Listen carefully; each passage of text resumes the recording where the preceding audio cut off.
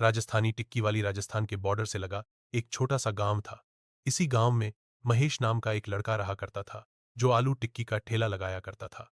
महेश रोज की तरह आज भी अपनी आलू टिक्की का ठेला लेकर वापस आ रहा था।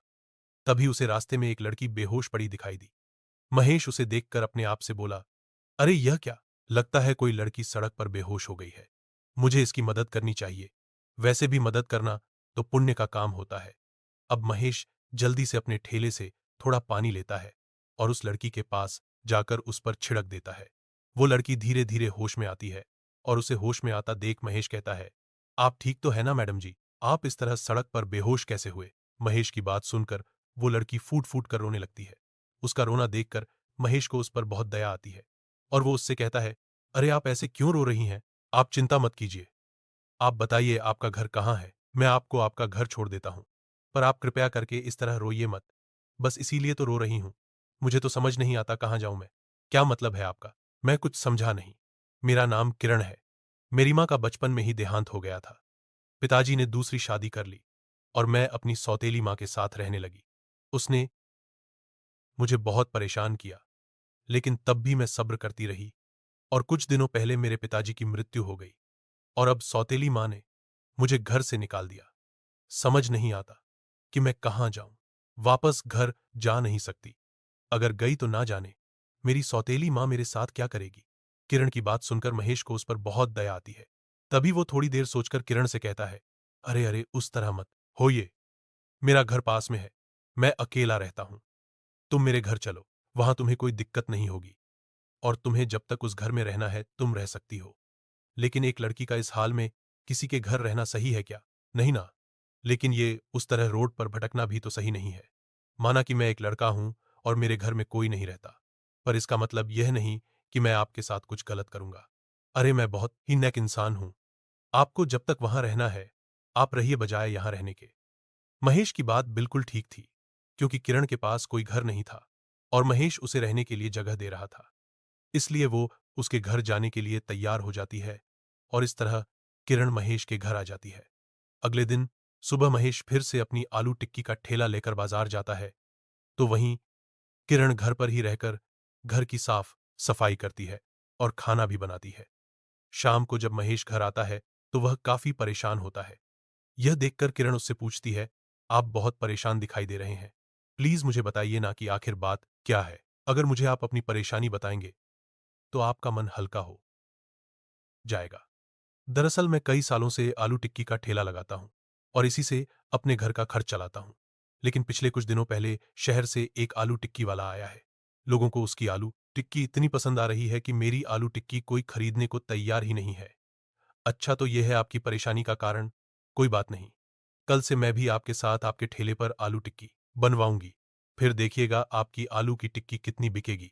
अच्छा, तो इसका मतलब है कि तुम्हें आलू टिक्की बनाना आता है? जी हाँ, राजस्थानी आलू टिक्की बनाना आता है मुझे। दरअसल मैं राजस्थान से ही हूं ना, और मेरी माँ बहुत अच्छी आलू टिक्की बनाया करती थी। मैंने उन्हीं से सीखा था बचपन में। जब भी मैं आलू टिक्की बनाती थी तो सभी लोग खाकर कहते थे कि उसमें मेरी माँ के हाथों का टेस्ट है।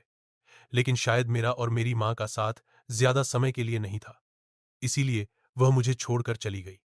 पर कोई बात नहीं, मैं हूं ना। अब आप देखना आपकी बिक्री कितनी होती है। यह सुनकर महेश बहुत खुश हो जाता है।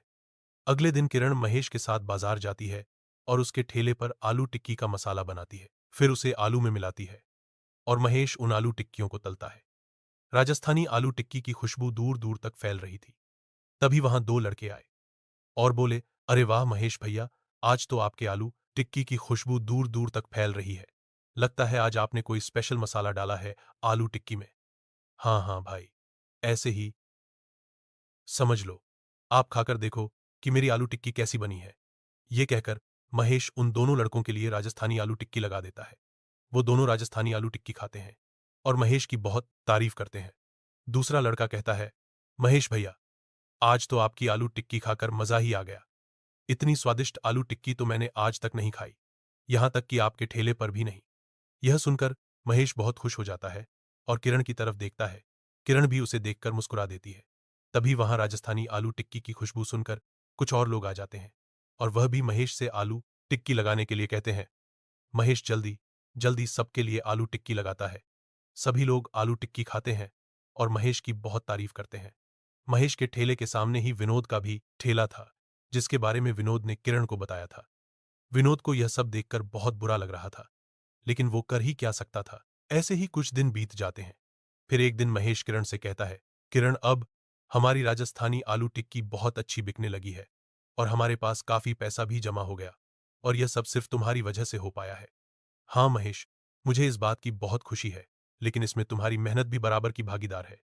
किरण, मुझे तुमसे एक बात कहनी है, अगर तुम बुरा ना मानो तो। हाँ हाँ, कहो ना महेश। किरण, मुझे तुम बहुत पसंद हो। अगर तुम्हें ठीक लगता है तो हम कल मंदिर में शादी कर लें। किरण महेश की बात सुनकर मुस्कुरा देती है। अगले दिन महेश और किरण दोनों मंदिर में शादी कर लेते हैं। उसके बाद दोनों अपना ठेला लेकर बाजार जाते हैं। तब महेश किरण को एक बोर्ड देता है, जिस पर लिखा था, राजस्थानी आलू टिक्की वाली। यह देखकर किरण बहुत खुश हो जाती है।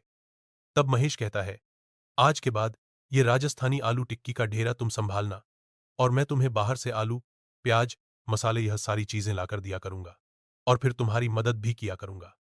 आज से इस आलू टिक्की के ठेले की मालकिन तुम आओ। किरण महेश की बात सुनकर मुस्कुरा देती है, पर अब ऐसा ही होता। महेश बाजार से आलू, मसाले, सारी चीजें लाता और किरण राजस्थानी आलू टिक्की बनाकर बेचती।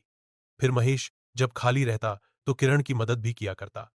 धीरे धीरे किरण का राजस्थानी आलू टिक्की का ठेला इतना मशहूर हुआ कि विनोद को अपना ठेला बंद करना पड़ा। एक दिन विनोद किरण के पास आया और बोला, दी, आपने तो मेरा आलू टिक्की का ठेला ही बंद करवा दिया। अब कम से कम मुझे अपने पास काम पर ही रख लो, ताकि मेरा खर्चा भी निकल सके।